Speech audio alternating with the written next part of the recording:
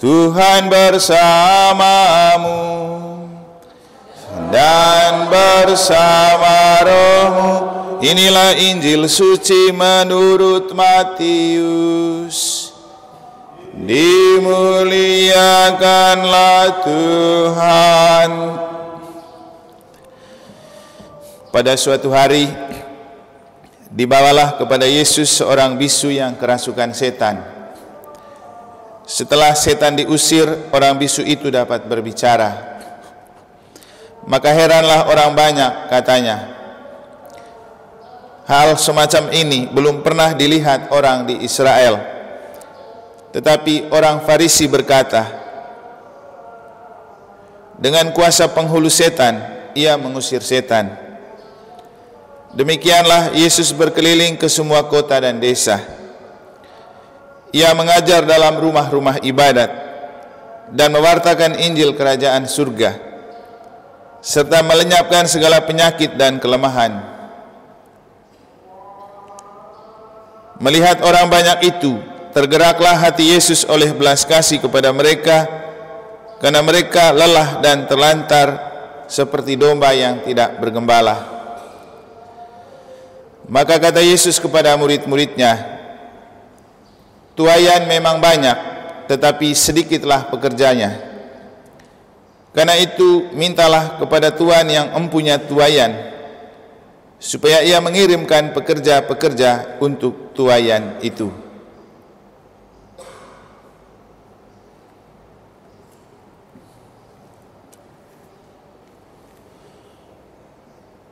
Demikianlah sabda Tuhan.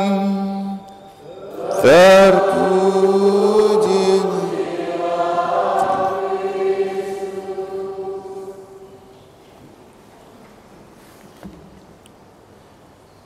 Para suster dan Bapak Ibu saudara-saudari yang saya kasih dalam Tuhan, Pak Darius masih ingat kata-kata lagu Janji Ujung Aro yang sebagiannya berbunyi, tutup telinga, jangan hirau dengan orang omong. Bapak Ibu saudara-saudari, kita semua mau sukses, kita semua pasti mau bahagia. Tapi apa tipsnya supaya kita sukses dan bahagia? Inilah yang dapat kita maknai dari cerita Injil ketika menemukan Yesus sebagai seorang yang dipersoalkan oleh orang Farisi karena dia menyembuhkan seorang yang bisu. Orang lain mengagumi, tapi orang Farisi mencibir. Ia menyembuhkan dengan kuasa penghulu setan. Menariknya, Yesus tidak peduli dengan komentar itu. Yesus malah pergi ke tempat yang lain. Dia tetap mewartakan Injil, dan di sana malah ia tergerak oleh belas kasih untuk memperhatikan orang yang terlantar seperti domba tanpa gembala. Yesus juga malah lebih peduli meminta para murid untuk berdoa supaya banyak orang yang menjadi pekerja di tangan Allah. Maka dengan ini Yesus mau mengajak dan mengajarkan kita bahwa kalau mau sukses, fokus pada apa yang menjadi pekerjaan dan pelayanan kita. Abaikan komentar dan penilaian orang. Seringkali kita itu gagal fokus dan salah fokus justru karena kita dengar komentar dan penilaian orang. Dan banyak orang kemudian jadi amburadul dan kacau pikiran dan perasaannya hanya karena mendengar komentar-komentar miring dari orang. Padahal yang namanya orang komentar itu memang pekerjaan komentator itu seperti itu.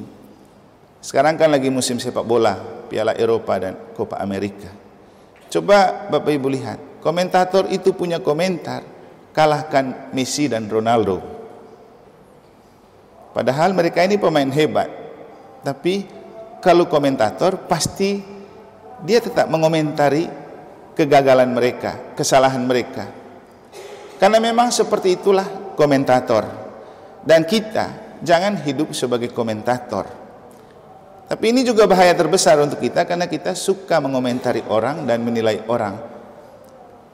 Dan yang lebih ngeri ketika kita terlalu pandai menilai dan menyoroti kekurangan dan kelemahan orang, tapi kita lupa yang kita punya mungkin lebih lemah dan lebih kurang dari orang. Hari Minggu kan saya menyampaikan bahwa kita semua diciptakan dengan kelemahan dan kekurangan. Banggalah dengan kelemahan itu, lalu membiarkan kekuatan Kristus bekerja, tapi jangan membanggakan kelemahan, atau jangan suka melihat dan menyoroti dan mempersoalkan kelemahan orang. Dan untuk kita, paling penting memang tutup telinga terhadap apapun bentuk komentar dan penilaian orang tentang kita. Fokus pada apa yang menjadi pekerjaan dan pelayanan kita. Itulah yang mau diajarkan oleh Yesus. Sama juga kalau kita mau bahagia. Siapa orang yang tidak mau bahagia? Tapi juga orang tidak tahu kalau kebahagiaan itu bersumber pada bagaimana kita menata diri sendiri menghadapi apapun bentuk komentar dan penilaian orang. Saya pernah menemukan orang yang dia susah tidur dan tidak bisa makan beberapa hari. Lalu saya bilang, kenapa kamu tidak makan? Kenapa tidak tidur? Saya tidak suka dengar dia punya omongan tentang saya. Lalu saya bilang, ngapain kau hidup bergantung pada apa komentar dia? Dia hanya habis mengomentarin seperti itu. Tapi kamu tidak makan dan minum dari apa yang dia komentarin. Tapi yang terjadi kamu tidak makan, tidak minum dan tidak tidur hanya karena dengar dia komentar. Jadi jangan menggantungkan hidup dan kebahagiaan kita pada apa kata dan komentar orang. Apalagi tidak semua orang suka lihat kita sukses. Tidak semua orang suka lihat kita bahagia. Apalagi yang namanya iblis selalu ingin memporak-porandakan dan merusakkan kebahagiaan kita. Bapak Ibu, kalau mau bahagia, tutup telinga terhadap komentar dan omongan orang. Kalau mau sukses, juga fokus pada pekerjaan dan pelayanan kita. Fokus pada visi dan misi dan apa yang mau kita kejar. Biarkan orang berkomentar dan anggap saja itu sebagai radio rusak. Apalagi kalau yang suka komentar memang orangnya rusak. Ngapain kita peduliin? Makanya perlu juga kita belajar mengenal sesama di sekitar kita supaya kita paham karakter orang, paham sifat orang.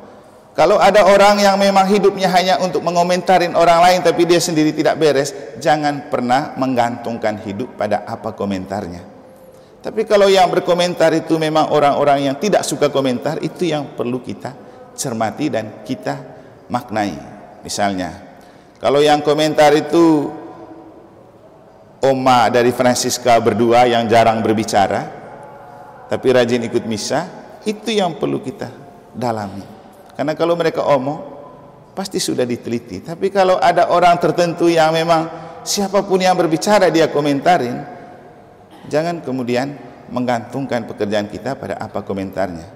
Saya selalu mengatakan kepada beberapa orang, ketika kita ingin hidup beriman baik dan menghidupkan gereja, jangan bergantung pada komentar-komentar beberapa orang yang memang tidak pernah ke gereja tapi bicara banyak. Lebih baik kita dengar orang yang banyak ke gereja tapi sedikit bicara. Itu kata-kata yang berbobot. Tapi paling penting untuk kita Bapak Ibu, kalau mau sukses dan bahagia, abaikan komentar dan penilaian orang. Fokus pada apa yang menjadi pekerjaan kita. Tutup telinga terhadap apapun bentuk berita yang mungkin membuat kita terganggu dan tidak tenang. Akhirnya pada kesempatan ini kita juga perlu memaknai, karena hari ini kita mensyukuri rahmat komuni pertama untuk anak Fania bersamaan dengan ulang tahun pernikahan dari orang tuanya yang ke-12. Kenapa harus bersyukur? Karena memang tidak sembarang Tuhan mau kita santap tubuh dan darahnya. Hanya Tuhan Yesus. Tuhan lain kita kasih dia makan, tapi Tuhan kita, dia kasih kita makan. Inilah hebatnya Katolik. Mengapa kemarin saya bilang, ingat, kalau kita betul mau berjumpa dengan Tuhan, Tuhan hidup di dalam diri kita, kita di dalam Tuhan, datang. Jangan cuma percaya. Artinya anak-anak kita tidak selesai dengan dibaptis dan terima komuni pertama. Namanya saja komuni pertama, berarti ada kedua, ketiga, keempat, kelima. Jangan sampai setelah komuni pertama hilang terus. Maka yang terjadi adalah komuni pertama dan terakhir. Untuk apa? Padahal Yesus itu memberikan diri untuk kita, untuk perawatan rohani, perawatan jiwa kita. Jadi harus terus-terus dikonsumsi.